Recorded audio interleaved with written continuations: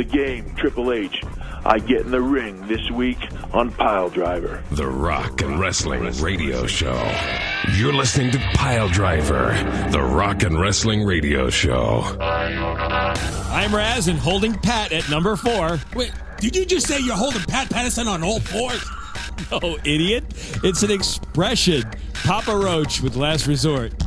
Bone Crusher at number 4. Cut my life into pieces. Piledriver.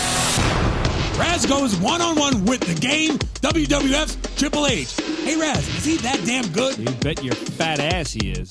Let's get in the ring with Raz. No one has dominated as a heel or has impacted sports entertainment the last few years than the man on our telephone right now, Hunter Hearst Helmsley, Triple H.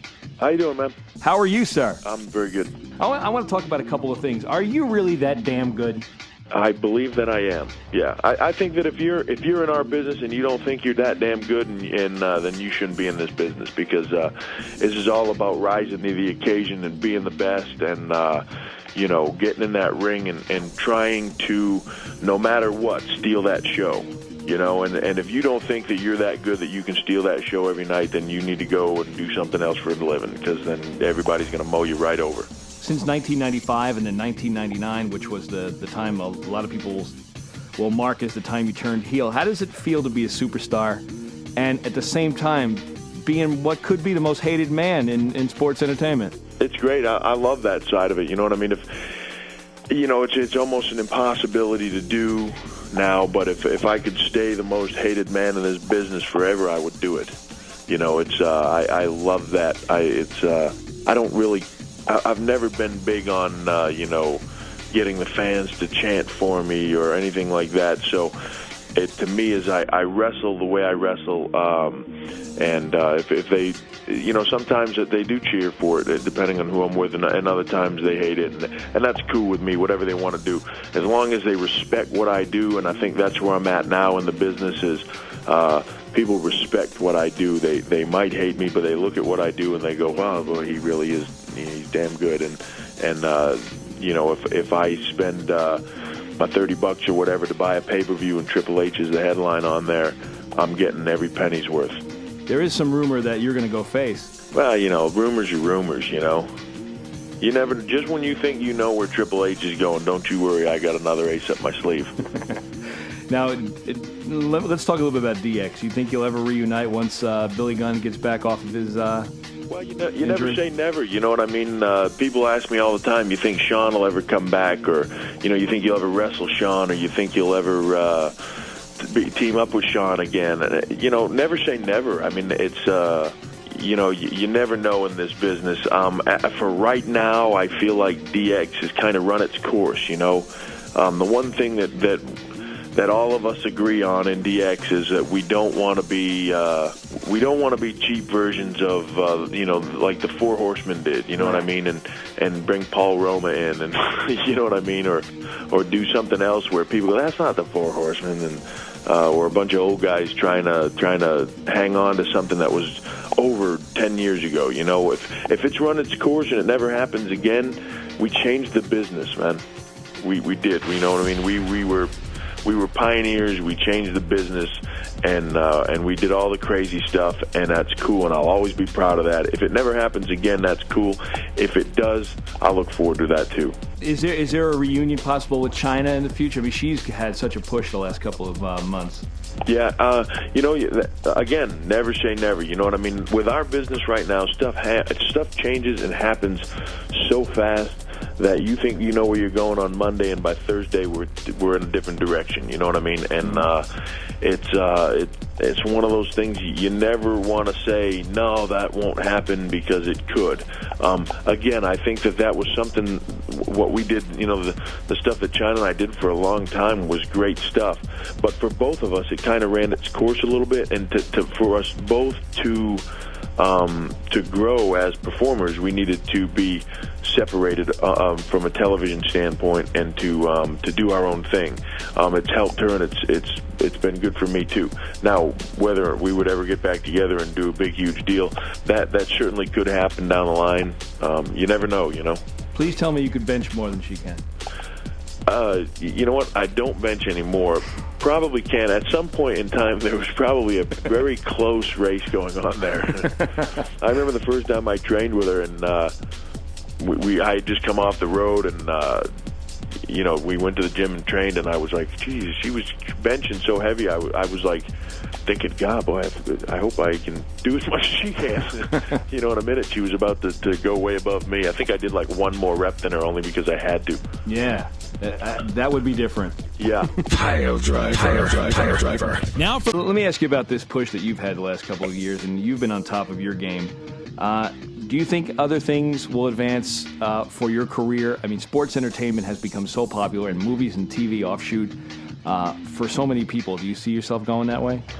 I have mixed feelings about that, because on one hand, hell, if somebody comes to me with a movie deal or something like that, I would love the challenge of trying to do it. When I've done TV shows or things, I've enjoyed them.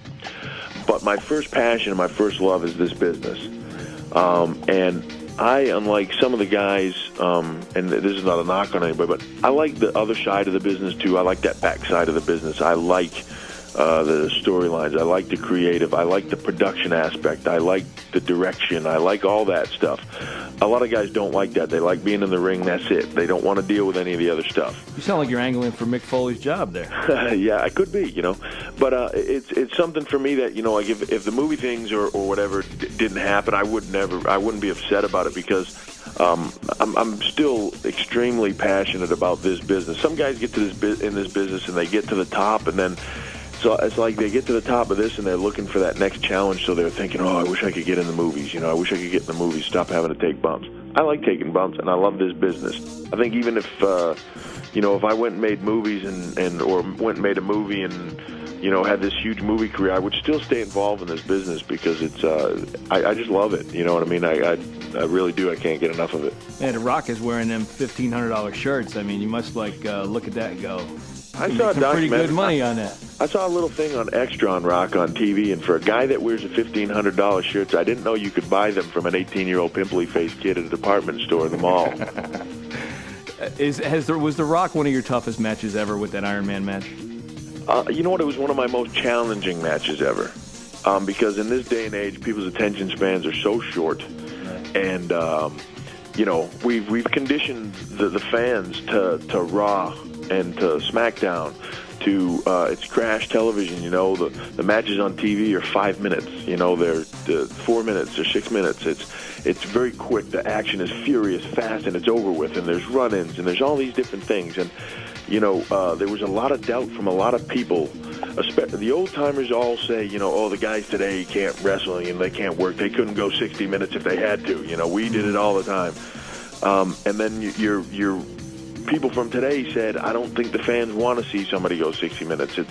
It's something that it's going to be too long, and people will get bored and they'll be tired of it and they won't want to see it anymore.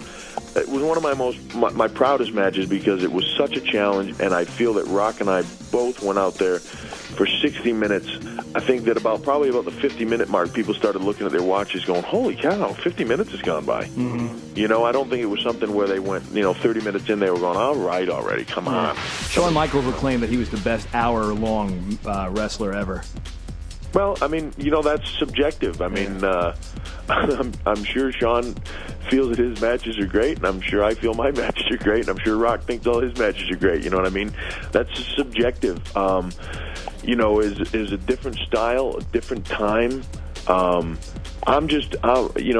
had a great hour-long match with Bret Hart, and I feel like I had a great hour-long match with The Rock. Whose is better? That's not for me to decide, or for Shawn to decide. The fans will decide that. Fans can say whose they like better, and quite frankly, I don't care. As long as if I had mine and people were entertained by it and they felt like they get their money's worth, and it made them think, boy, those guys are good, and I would pay to see them again, I accomplished everything I wanted to accomplish. Who's your wrestling hero? Growing up, I was, of course, a huge fan of the business, and then my idol as far as wrestling goes was Flair. I thought that he was just the best. because of his ability to have great matches with anybody. And if there's anybody that I would aspire to perform, I don't want to say to have that same style or anything like that, but if there was somebody that I would aspire to have that work ethic or that ability, it would be Flair, because he went out with, it didn't matter if it was Jack Briscoe, Harley Race, Steamboat, Sting, Luger, Brody. It didn't matter. He went out there and he had classics with all those guys, and not many guys could do that. And I like to feel that, or I like to think that hopefully that I'm trying to kind of fill that same thing. I can go 60 with The Rock. I can do a street fight with Cactus. Hell in a Cell with Cactus. I can wrestle Undertaker. I can wrestle, Austin. I can do all these different things with all these different style of guys and have great matches with them all. And that's my goal, is to be that. One of the things that troubled me was that entire situation with the New York trade show with Goldberg. What are your feelings about that now? It was weird at the time. I didn't know what the deal with it was. When I first heard his voice and I looked up and I saw Goldberg, I thought it was just one of the boys, one of the wrestlers saying hey, and he was yelling, and I thought he was goofing. I thought he was goofing around though. I thought he was like, hey, you piece of crap. And then when I looked up and I saw him and I kind of laughed and waved at him, and then I realized he's serious. But he's standing 30 feet from me, yelling at me, cursing. We're in an auditorium with, it's all business people at a trade convention, right. And he just made himself look like a complete Nimrod.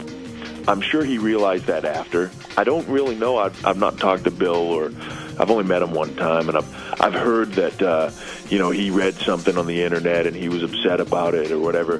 But to me, and it's not a knock, but I mean, to me, if Bill Goldberg heard something I said on the internet, one, he needs to realize a lot of things about our business, and he needs to get thicker skin. Yeah. Two, if you got a problem with me, walk right up to me, tap me on the shoulder, say, can I speak to you for a second in private? Pull me in the corner and say, hey, did you say this? Because I got a problem with it if you did. Talk to me like a man, that's all. You don't got to yell at me from 30 feet across the room and curse and, it looked very Bush League. Bret Hart told me that Goldberg was a bit careless as far as it being in the ring and being out of the ring, and he's a very raw soul, if you will. And somebody needs to take him aside, like someone, like Flair or Hogan, and just say to him, look, this isn't going the right way for you. Yeah. Do you agree with that? I don't know. I'm not around them. I just hear things, and for me to make a judgment on somebody by what I hear, it's hard to say. I've heard the same things. I don't know Bill. I've never wrestled Bill. For me to say he's careless in the ring, I don't know.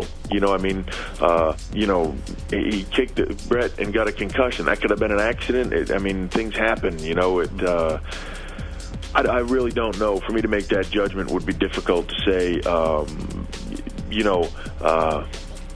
I hear how he does business in the back from people and things like that, and people will say that he's, for a guy that's very new and he has this huge ego. I don't know. Maybe he does, maybe he doesn't. I don't know. Maybe he's just got a bad rap. Who knows? But, sometime down the line, maybe we'll work together and I'll find out firsthand. But up until that time, it's hard for me to say, Do you need a vacation right now or what? I always need a vacation. The unfortunate thing is we don't get vacations. We can, you can take some time off if you need it, but I look at it like this. I love what I do, and I'm never really having more fun a lot of times than what I am in the ring, and this business is short-lived. When you look at the large scheme of things and you look at a guy like a Flair or a Hogan, and they've had 20 years in the business, when you look at it, those guys have had huge, longer than average careers, and they were 20 years at best. That's not that long, and I want to enjoy it, and I want to have the time while it's there. It's not going to last for forever, and I just, if I felt like physically I was falling apart, I would take the time, but luckily, knock on wood, I've been lucky enough to have good health and not have serious injuries. I've had some close stuff, but nothing serious, and if I keep dodging that injury bullet and things like that, hopefully I can stay out there. And if I need to, I'll take some time, but, right now I don't feel like I necessarily need it. You're doing all right on them commercials, man. It's doing okay, yeah. Yeah. Not bad, yeah. Do you actually use that product, and how do you feel physically as a bodybuilder? Do you feel like you can go further there? Because I know you're very serious about that. Yeah, you know what? The thing to me is, have I used Medicut? Yeah, it's a pretty good product. I mean, all those fat burners are pretty good, you know what I mean? Things like that. For us, as far as the bodybuilding thing goes, you know, it's funny, like I often, I enjoy training too, you know, very much so. I'm very much into my diet and training and all that stuff. And if I could have one thing that I could do to make things easier on me, it would be to be able to eat regularly, sleep regularly, and train on a regular schedule, you know what I mean? And that's the most difficult thing for me because we're on the road so much, and it's very hard to stay in the shape that we're all in. If I could have a month or two off and just stay home and eat every couple hours, eat and train and sleep and all that stuff, I'd like to see what I could do physically, because I've been training since I was 14, you know what I mean? So I got a lot of time in there and stuff, and you know, man, I'm thrilled with how I feel and all that stuff. But you know, you always want that challenge, you know. Man, you rock. I heard you were such a great guy from everybody across wrestling, and I'm glad to see that that's true. Well, cool, man. I appreciate it. I appreciate your time. Hang in there, man. All right, you too. Radio's most kick-ass show.